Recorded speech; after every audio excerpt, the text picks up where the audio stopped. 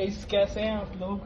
तो अभी मैं आपको दिखा रहा हूँ हमारे घर में ना क्या कहते हैं पौधा है, वहाँ पे ना किसी चिड़िया ने अंडे दिए हैं। मतलब बड़ी अच्छी चिड़िया है और ये देखो वो हैच होने स्टार्ट हो चुके हैं।